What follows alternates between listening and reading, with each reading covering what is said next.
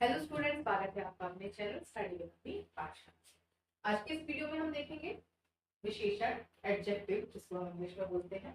इसके बारे में हम पढ़ेंगे, इसके प्रकार, भेद, एग्जाम्पल, साथ में वाक्यों का प्रयोग, कुछ हम यहाँ समझेंगे। तो सबसे पहले देखते हैं विशेषण किसे कहते हैं। जैसे यहाँ पर देखिए, पोस्टर के माध्यम से आप समझ पा रहे होंगे कि यहाँ पर परिभाषा भी लिखी है, प्रकार भी लिखे हैं और कुछ ट्रिक्स भी लिखी है, साथ में भेद भी लिखे। मतलब आपको जो पढ़ना है इस पूरे पोस्टर के माध्यम से देख सकते हैं। जैसे विशेषण किसे कहते हैं? वे शब्द जो संज्ञा या सर्वनाम की विशेषता बताते हैं। किसकी? संज्ञा या सर्वनाम की विशेषता जो बताए उसको हम सर्वनाम विशेषण कहते हैं। जैसे गुण, दोष, रंग, आकार, संख्या आदि, ये सारी उसकी क्या बताते हैं? विशेषता बताते हैं। इसके बाद जैसे यह फूल है, फूल क्या है? लाल है, तो रंग क्या बता रहा है? इसकी विशेषता बता रहा है। अब आकार में देखते हैं, वह लड़का बुद्धिमान है, तो उसका बुद्धिमान क्या हो गया? विशेषता हो गई। अब यहाँ संख्यावाचक भी है, तो संख्यावाचक भी जैसे कई विशेषताएं होती है, जिसमें परिणाम या परिमाण आ जाता है। अब भेद देखते हैं, 4 प्रकार के हैं। चलिए इसको हम आगे समझते हैं पूरा क्रम से। तो सबसे पहले यहाँ पर विशेषता परिभाषा देखिए, विस्तृत पूर्वक अब हम यहाँ पर हम देखेंगे। विशेषण वह शब्द है जो संज्ञा या सर्वनाम की क्या बताए? विशेषता बताए। जैसे कि हमने देखा था, गुण, दोष, रंग, आकार, संख्या आदि, ये सारी चीजें क्या बताती है? संज्ञा या सर्वनाम की विशेषता बताती है। यह किसी व्यक्ति, वस्तु या स्थान के गुण, संख्या, मात्रा, अवस्था के बारे में भी जानकारी देता है। ठीक है। जैसे आकाश कैसा है? नीला, नीला आकाश, मतलब आकाश कैसा है? नीला है, इसलिए यह इसकी विशेषता हो गई। 4 केले, तो कितने केले? 4, तो विशेषता हो गई, संख्यावाचक हो गया। इसके बाद बुद्धिमान लड़का, तो लड़का कैसा है?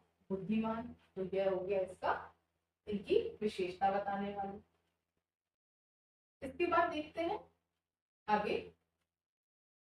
अब एक बार और हम यहाँ पर देखते हैं, वह शब्द जो संज्ञा या सर्वनाम की विशेषता बताता है, यह किसी व्यक्ति, वस्तु, स्थान के गुण, संख्या, मात्रा या अवस्था के बारे में जानकारी देता है। अब यहाँ पर 2 प्रकार से परिभाषाएं लिखी है। आपको जो आसान लगती है आप उसे अपने हिसाब से याद कर सकते हैं, लिख सकते हैं, देख सकते हैं। जैसे बड़ी क्लास के बच्चे देख रहे हैं तो ऑब्वियस बात है वो इन दोनों को कंसीडर कर सकते हैं, या फिर हम इस छोटी वाली परिभाषा के साथ भी जा सकते हैं। जैसे कि हमने पिछले बार भी देखा, पिछले पोस्टर में जो शब्द संज्ञा या सर्वनाम की विशेषता बताते हैं उनको हम विशेषण कहते हैं।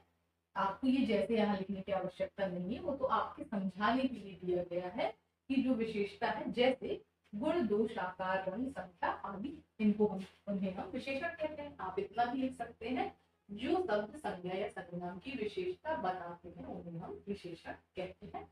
मतलब इतनी छोटी सी ही परिभाषा है, जो शब्द संज्ञा या सर्वनाम की विशेषता है उसको हम क्या कहेंगे? विशेषण कहेंगे। अब उदाहरण हमने पीछे भी देखे, नीला आकाश, 4 केले, बुद्धिमान लड़का। इसमें आकाश कैसा है? नीला, केले कितने हैं? 4, लड़का कैसा है? बुद्धिमान। ये सारी उनकी विशेषता हो गई। किसकी बता रहे हैं? आकाश जो कि एक संज्ञा है ना? केले ये भी संज्ञा है, लड़का ये भी संज्ञा है। इनकी क्या हो रही है? विशेषताएं बताई जा रही है। अब चलिए देखते हैं, विशेषण के साथ जुड़े महत्वपूर्ण 2 शब्द हैं हमारे, विशेष्य और प्राविशेष्य। भेद हम पढ़ेंगे, लेकिन इसके साथ कुछ और चीजें भी देखिए। ये 2 चीजें ऐसी हैं, विशेषता के साथ जो और उसकी विशेषता बढ़ा दे उनको हम विशेष्य बोलते हैं। जैसे हम वाक्य के माध्यम से समझेंगे। जिस शब्द की विशेषता बताई जाती है उसको हम क्या बोलेंगे? विशेष्य बोलेंगे। जैसे काले, काला घोड़ा में घोड़ा क्या है? विशेष है। घोड़ा कैसा है? काला है, तो इसकी विशेषता है, लेकिन जो घोड़ा है वह क्या विशेष्य हो जाएगा। अब प्रविशेष्य मतलब और ज्यादा उसकी विशेषता बढ़ने वाली है। तो राम बहुत तेज दौड़ता है। अगर मैं एग्जाम्पल दूं, राम तेज दौड़ता है, तो राम क्या हो गई? संज्ञा। तेज क्या हो गई? उसकी विशेषता। दौड़ता है, लेकिन कैसा दौड़ता है? तेज दौड़ता है। लेकिन मैंने बोला बहुत तेज दौड़ता है, तो ये क्या हो गया? मतलब वो सबसे तेज दौड़ रहा है, मतलब बहुत तेज दौड़ रहा है। विशेषता की भी विशेषता बताई, तेज लेकिन कैसा, बहुत तेज, इसलिए वो हो गया क्या, प्राविशेष्य हो गया, है ना। यहाँ पर तेज क्या है, विशेषण, और बहुत हो गया प्रविशेषण। इसको आप समझ पा रहे हैं। और यहाँ पर सॉरी विशेष भी आपने समझा और प्राविशेष भी समझा। मतलब विशेषण की जो विशेषता बताए उसको हम बोलेंगे प्राविशेष। ये चीज यहाँ पर भी लिखी हुई है, इसको सॉरी इसके परिभाषा से देखते हैं। जिस शब्द की विशेषता बताई जा रही हो उसको हम क्या बोलेंगे, विशेष। जैसे हमने पीछे देखा था काला घोड़ा, मतलब जिस शब्द की विशेषता, घोड़े की विशेषता क्या है कि वह काला है। यदि सफेद होता तो सफेद उसकी विशेषता हो जाती, लेकिन इसकी घोड़े की। जैसे मैं बोलूं यह पेन कैसा है, काला है, तो पेन क्या हो गया यहाँ पे, विशेष हो गया, मतलब जिसकी विशेषता बताई जा रही है वह हो गया विशेष। इसके बाद देखते हैं प्राविशेषण की हम परिभाषा। जो शब्द विशेषण की भी विशेषता बताए है ना, जैसे हमने एग्जाम्पल यहाँ पे देखा था, राम बहुत तेज दौड़ता है। तो अगर हम थोड़ी देर के लिए हटा लें कि बहुत नहीं है, यहाँ से तेज है, तो तेज क्या हो गई हमारी, है विशेषता हुई। अब विशेषता की भी जो विशेषता बता रहे हो वो क्या हो जाएगा, प्राविशेषण। समझ पा रहे हैं आप, विशेषता की भी जो विशेषता बता रहे उसको हम बोलते हैं प्राविशेषण। आगे बढ़ते हैं। अब यहाँ पर देखते हैं विशेषण के कितने प्रकार के हैं, 4 प्रकार के। गुणवाचक विशेषण, संज्ञावाचक, परिमाणवाचक और सर्वनामिक विशेषण। तो सबसे पहले देखते हैं गुणवाचक विशेषण, शॉर्ट में समझते हैं, उसके बाद आगे परिभाषाएं देखेंगे। जो शब्द संज्ञा या सर्वनाम के गुण धर्म का बोध कराए उसको हम गुणवाचक विशेषण कहते हैं। जैसे मीठा आम, सुंदर लड़की, पुराना घर, लंबा आदमी, सच्चा मित्र। और ठीक है। अब इसमें जो शब्द संज्ञा या सर्वनाम के गुण दोष रंग आकार को बताते हैं उसको हम गुणवाचक बोलते हैं। संख्यावाचक में या तो निश्चित संख्या होते हैं, 2 प्रकार के ये भी होते हैं, या तो निश्चित या तो अनिश्चित। जैसे आपने यदि संज्ञा या सर्वनाम पढ़ी हो वहां पे भी अनिश्चितता होती है, ऐसे ही यहाँ पर भी निश्चित और अनिश्चित होते हैं। जैसे अगर हम संख्या से बोले 1 2 3 4 तो निश्चित वाचक, और अनिश्चित मतलब कुछ लोग, कई छात्र, बहुत सारे, मतलब जहाँ पर काउंटिंग नहीं हो रही है उसको हम बोलेंगे अनिश्चित। इसके बाद देखिए परिमाणवाचक विशेषण। जो शब्द संज्ञा या सर्वनाम की क्या बताए, क्वांटिटी बताए, उसको हम परिमाण बोलेंगे, है ना। जैसे निश्चित परिमाण मतलब 2 किलो, 3 किलो, 4 किलो, इस टाइप से। अब अनिश्चित थोड़ा पानी, बहुत पानी, कम नमक। अब इसमें कम से तो नहीं पता ना कितना कम चाहिए, 1 कटोरी चाहिए कि कम में चाहिए, तो और कम चाहिए तो कितना कम चाहिए तो नहीं पता। थोड़ा पानी, कितना थोड़ा पानी चाहिए। तो यहाँ पर जैसे स्पेसिफाई ना हो कितना चाहिए उसको अनिश्चितता में कर देंगे, और यदि किसी का नंबर मालूम है 2 किलो, 4 किलो, 5 किलो, वो आ जाएगा निश्चितवाचक परिमाण। इसके बाद सर्वनामिक विशेषण देखते हैं। सर्वनामिक विशेषण जैसे यहाँ पर देखिए एग्जाम्पल से पहले समझिए, यह घर मेरा है, मतलब घर के पहले ये जो सर्वनाम लगा हुआ है यह हो जाएगी आपकी सर्वनामिक विशेषण। तो इस सर्वनाम को जहां उपयोग होगा उसको हम क्या बोल देंगे, सार्वनामिक विशेषण। वह किताब तुम्हारी है, तो ये किताब हो गई और संज्ञा हो गई किताब आपकी, और इसके पहले जो ये विशेषण है ये हो जाएगा सार्वनामिक विशेषण। ठीक है।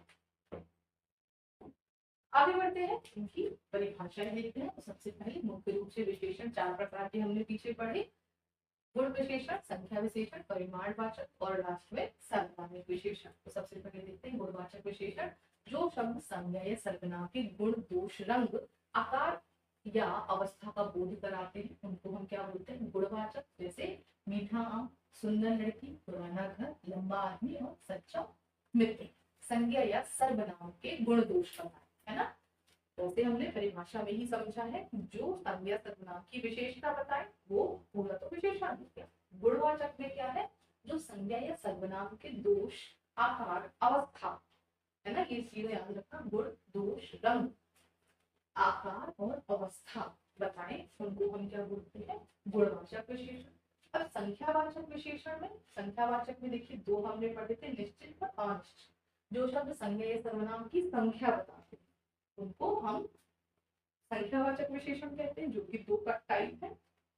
निश्चित मतलब 5 दो कुर्सियां, निश्चित पता चल रही है मतलब 5 मतलब 5, दो कुर्सियां 2। इसके बाद अनिश्चित संख्यावाचक, कुछ लोग, कई छात्र और बहुत सारे फल। अब यदि आपने हमारी पिछली वीडियो सर्वनाम वाली वीडियोस पढ़ी होंगी तो उसमें हमने एक चार्ट बनवाया जो आपकी बहुत हेल्प करेगा इन शब्दों को समझने में कि उन भेदों में कौन से शब्द यूज किए जाते हैं, तो वहां से आप इसको भी रिलेट कर सकते हैं। आगे बढ़ते हैं। परिमाणवाचक विशेषण, जो शब्द संज्ञा या सर्वनाम की माप या क्वांटिटी बताते हैं उनको हम परिमाण बोलते हैं। इसमें भी दो टाइप होते हैं, निश्चित और अनिश्चित। जैसे 2 किलो चीनी, 5 लीटर दूध, 3 मीटर कपड़ा, मतलब इसमें आपको बता रहे हैं कि हमें कितना चाहिए। लेकिन अनिश्चित परिमाण में क्या होता है, थोड़ा पानी, बहुत सारा तेल, कम नमक, या इसकी आपको क्वांटिटी नहीं समझ में आ रही, कम में कितना कम, छोटे में, उससे बड़े में, सबसे बड़े में कितना कम देना है ना। और थोड़े पानी में आपको छोटे गिलास में देना है, उससे बड़े गिलास में कैसे में, तो आपको ये भी इसमें मेजरमेंट नहीं समझ में आ रहा था। और चौथा आपको बताया था हमने सार्वनामिक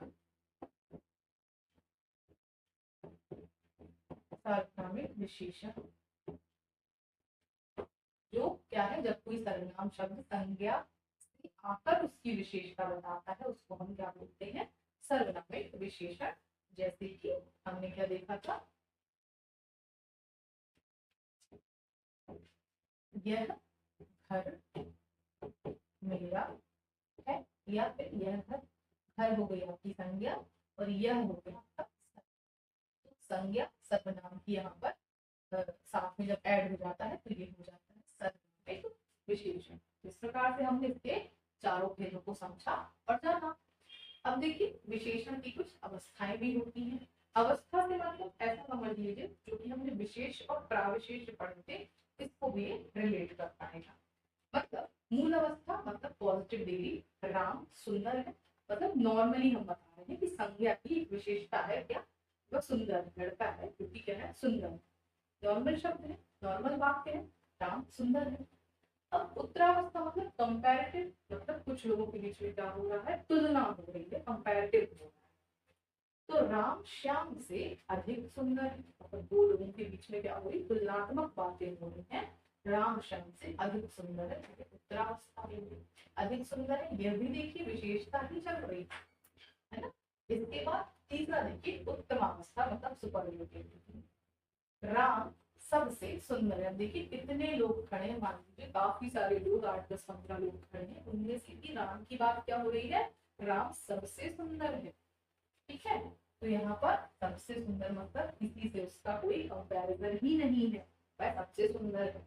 ठीक है, तो हमने समझा मूल अवस्था राम सुंदर है, राम श्याम से अधिक सुंदर है, इसके बाद राम सबसे सुंदर है। ठीक है, इस प्रकार से हमने यहाँ पे देखा विशेषण की क्या क्या अवस्थाएं थी, मूल अवस्था, उत्तर अवस्था और उत्तमावस्था। जिनको हमने समझा, राम सुंदर है, राम श्याम से सुंदर अधिक सुंदर है, राम सबसे सुंदर है। इसमें हमने क्या लिखा, एक मूल अवस्था होती है, इसके बाद तुलनात्मक अवस्था होती है, उसके बाद अद्वितीय हो जाता है, मतलब उसके जैसा कोई नहीं होता है, सुपरलेटिव डिग्री में आ जाता है। फिर उत्तमावस्था में कि राम सबसे सुंदर है। तो आई होप आपने इस वीडियो को, विशेषण को बहुत अच्छे से समझा और इसके एग्जाम्पल्स को भी आप बहुत अच्छे से समझे होंगे। तो आई होप आपको ये वीडियो बहुत अच्छा लगा होगा। इसी प्रकार हमारे चैनल प्लेलिस्ट में विजिट जरूर करिए, वहां पर आपको हमारे नवोदय से संबंधित जो हम नया कोर्स लाए हैं उसको आप देखिए, साथ में हमारे हिंदी व्याकरण की प्लेलिस्ट को देखिए, जो आपके एग्जाम्स में, बोर्ड एग्जाम में हर जगह आपकी हेल्प करेगा। सो प्लीज हमारे चैनल को लाइक शेयर सब्सक्राइब करना ना भूलिए। Thanks for watching.